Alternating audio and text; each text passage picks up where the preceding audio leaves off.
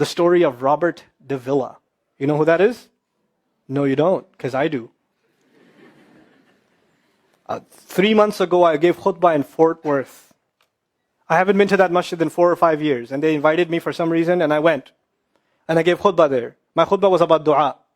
An Egyptian fellow comes up to me, a young man came up to me afterwards, he goes, Allah fulfilled my dua today.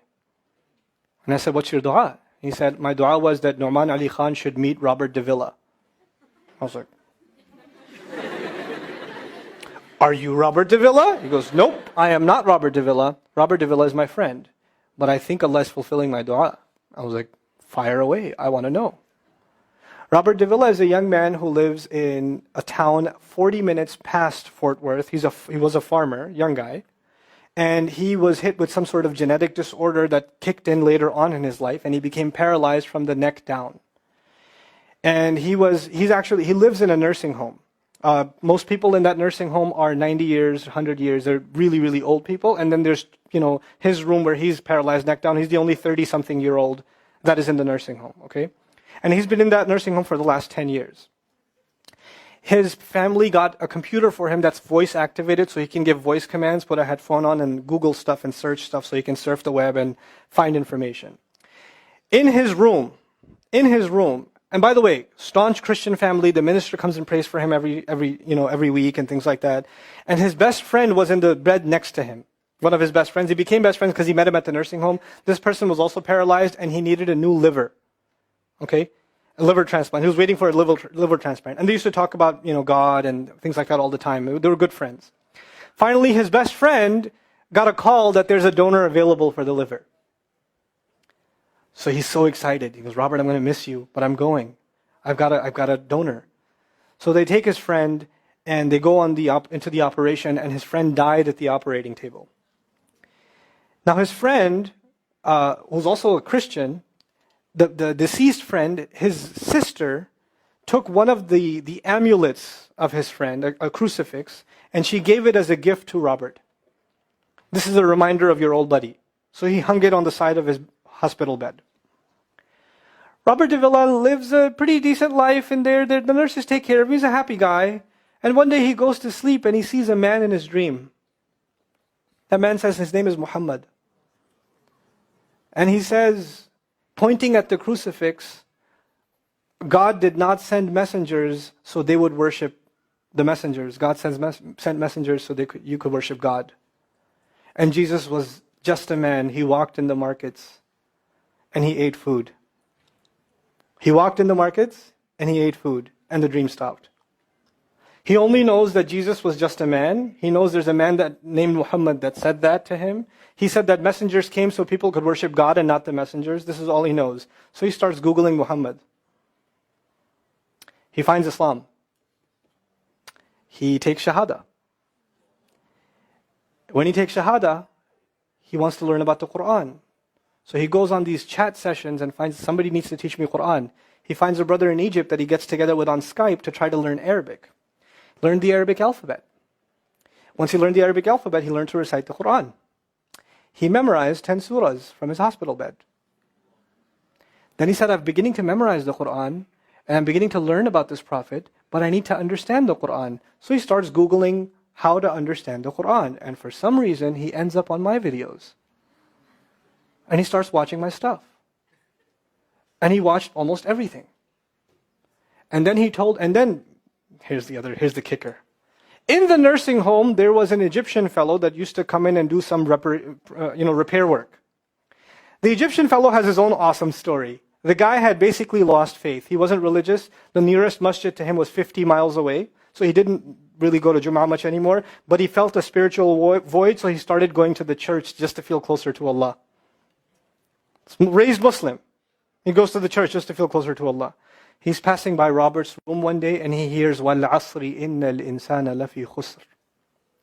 So he walks into his room and says, Robert, what are you listening to? Robert says, nothing. That was me. And the guy says, you're Muslim? He goes, yeah, I became Muslim. And now this friend is in shock. How does Allah guide someone in the middle of Churchtown, USA, in a nursing home, with a crucifix on the side of his bed that he doesn't even have the physical strength to move. And the guy himself says, I want to come back to Allah.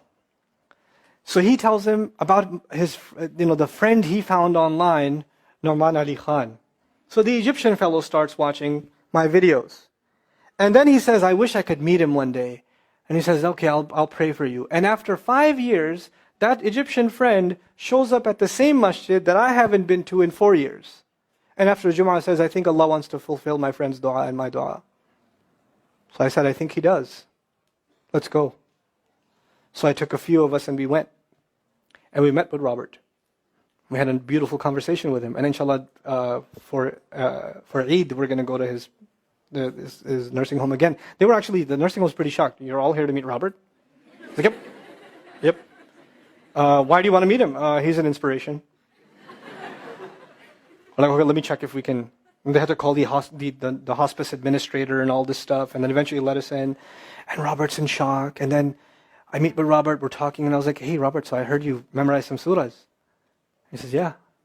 Can you recite one for me? So he recited Surah Al-Asr. Not one of us was not crying. We're just in tears. When somebody turns to Allah, don't worry about the means. Guidance will come. Balance will come. I want to tell you some more about Robert because young guys are here. Young guys that play basketball. Young guys that are healthy. Young guys that have ambition. I told you, what's his paralysis? From where to where? Neck down.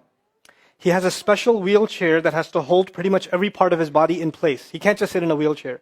It holds his neck and it holds every other part of his body in place because he has no control over his limbs.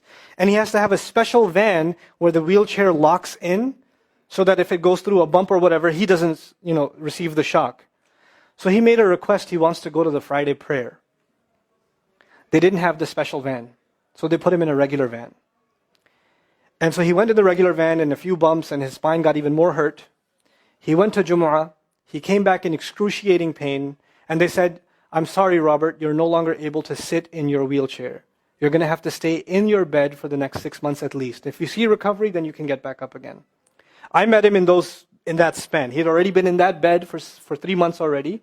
And the reason he was in that bed is he went to the Jummah prayer. And he told me about the Jummah prayer. He said, I've never felt more peace in my life than I was in that masjid. And you know what I'm going to do, Brother Nouman? When I can sit in my chair again, I'm going to go to Jummah.